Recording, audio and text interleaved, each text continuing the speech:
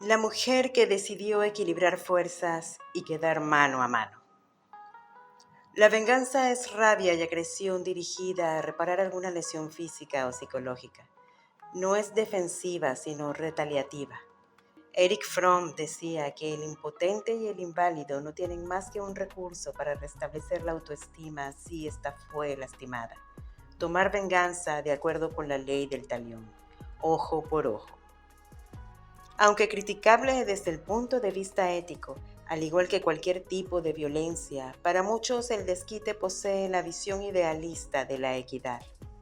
Algunos pensadores sostienen que la emoción vengativa es el origen de la justicia penal. Para los germánicos y los grecorromanos tiene un origen sagrado y es el placer de los dioses. Para el filósofo Spinoza es odio puro y para la psicología una intención perversa que, mágica e irracionalmente, pretende anular algo que ya pasó. Atacar defensivamente cuando el daño ya está hecho no tiene mucho sentido desde el punto de vista de la supervivencia física, pero quizá posea cierto efecto psicológico reparador y tranquilizador. La satisfacción y el restablecimiento del honor, la ofensa y la vendetta van de la mano. Cuando la venganza se coloca a favor del amor maltrecho, los móviles pueden ser muchos.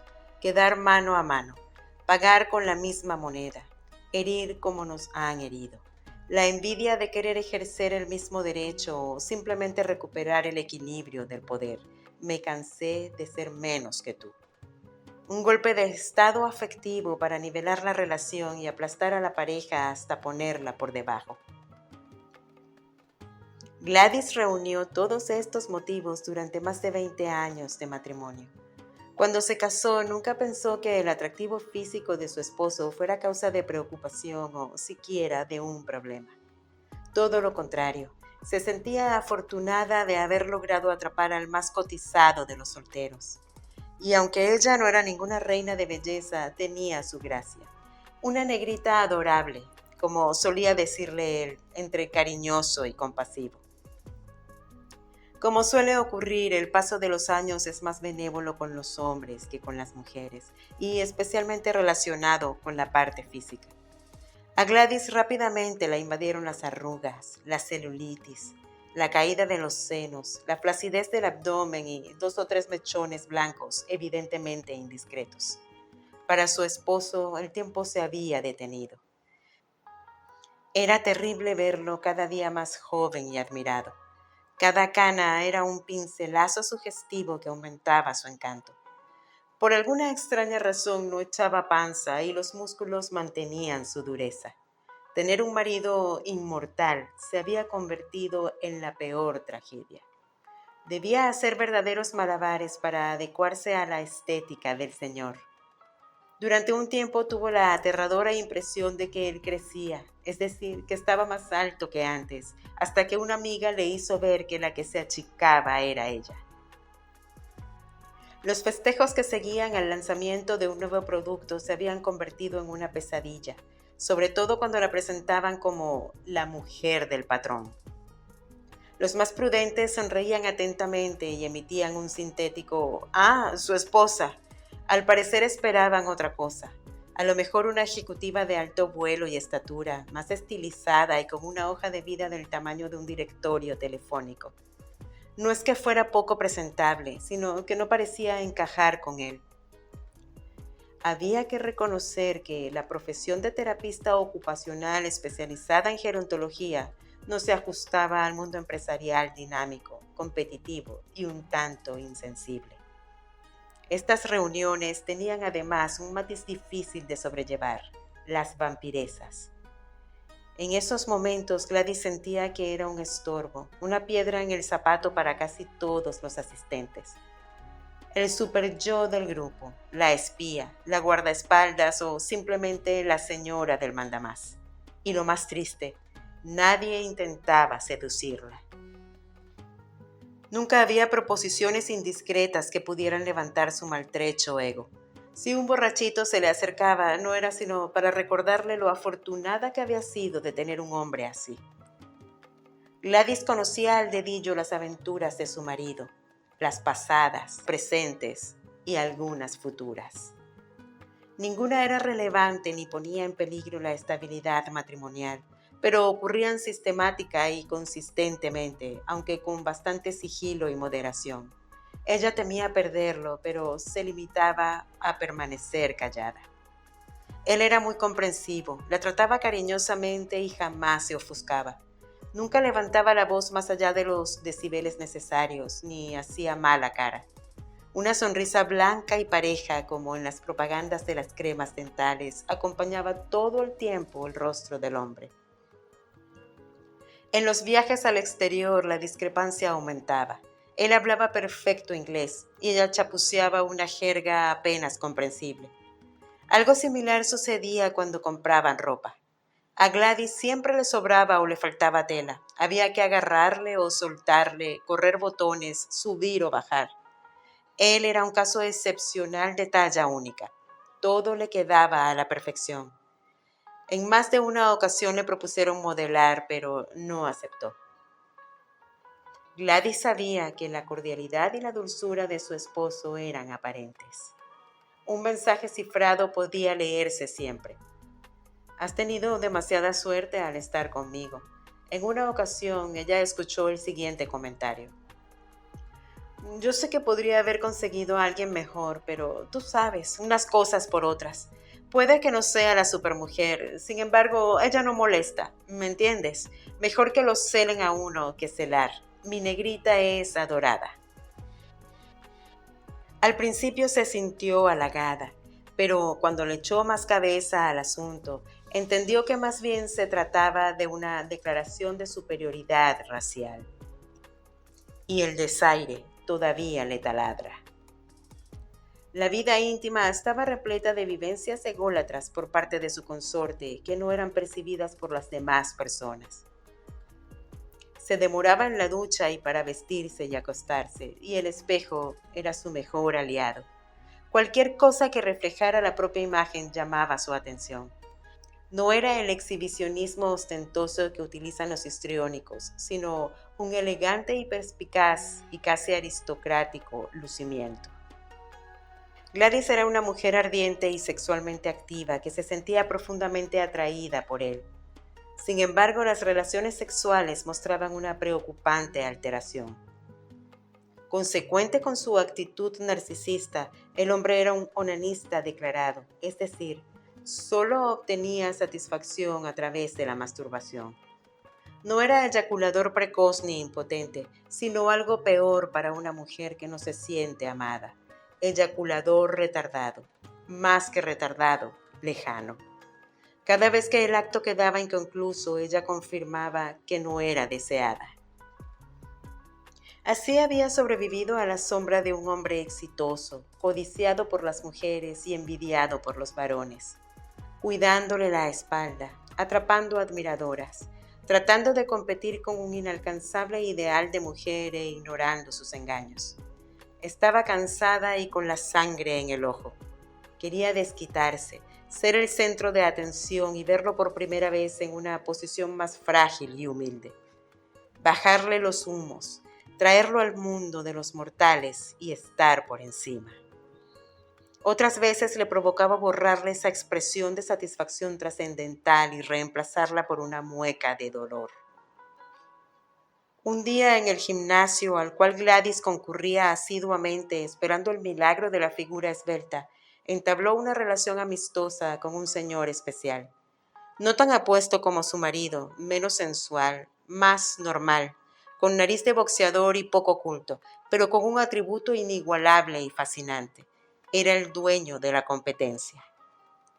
El propietario de la única fábrica que le quitaba ventas y literalmente ponía a temblar a su esposo. Lo mejor de todo, ella le gustaba. Esa primera vez no le dijo quién era. No quería inhibir el espíritu y el entusiasmo que mostraba el pretendiente, ni tampoco asustarlo. Así comenzaron a verse y a conversar. De manera regular asistían a sus prácticas de aeróbicos y pesas, él cada vez más puntual y ella cada vez con menos ropa. Él empezó a admirarla sin descuidar nada y ella a creerle el cuento. Un día la invitó a salir y Gladys aceptó. Estando en el lugar se besaron a quemarropa y se invadieron mutuamente hasta que ella no tuvo más remedio que confesarle su procedencia. Contrariamente a lo esperado, el arrebato fue mayor y de ahí salieron directo a un motel. Fue como echarle gasolina a una hoguera.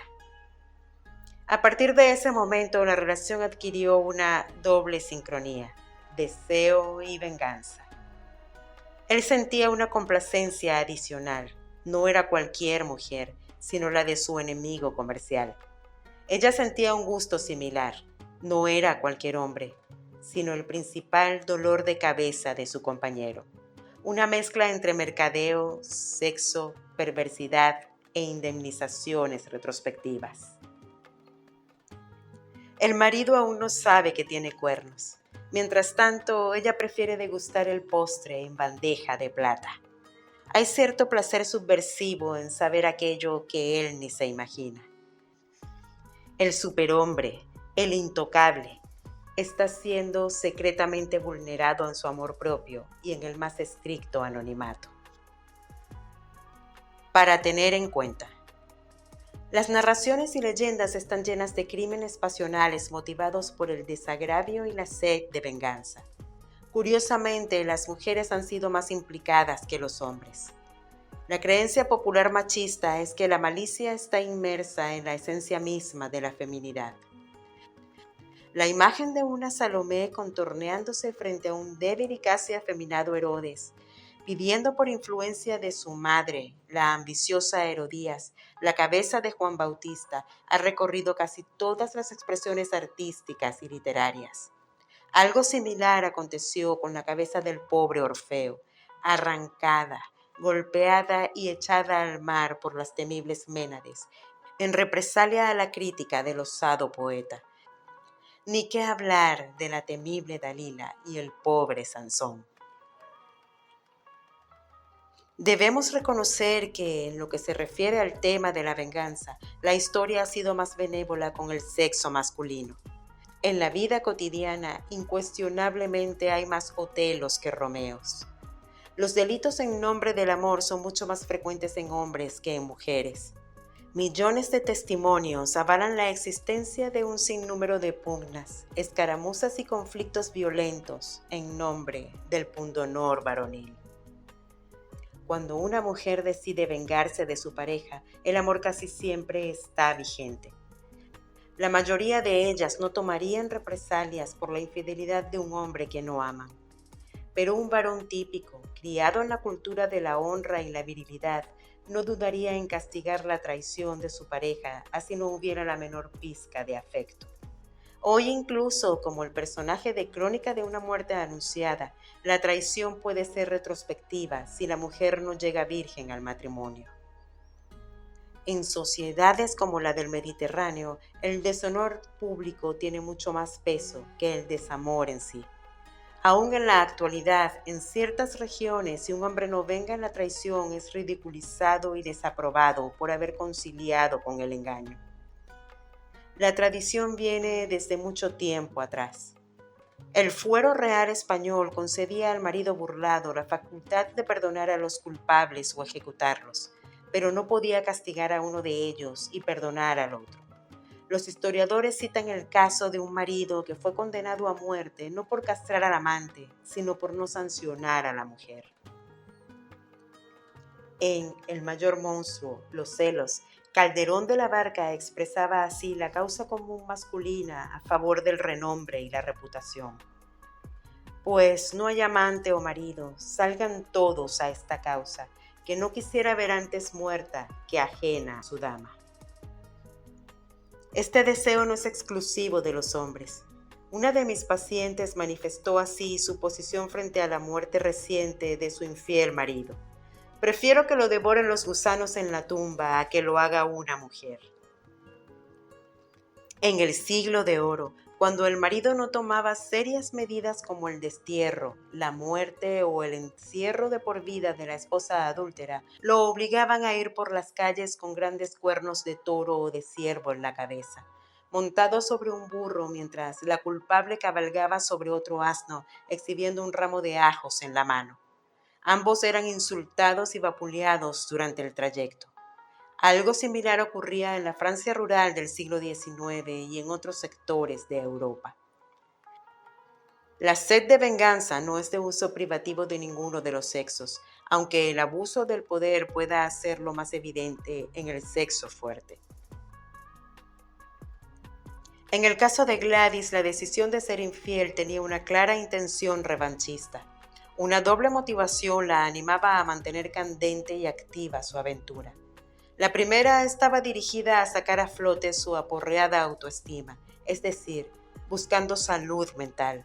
La segunda era más maliciosa: saldar la deuda de tantos años de sufrimiento e impotencia, es decir, venganza pura.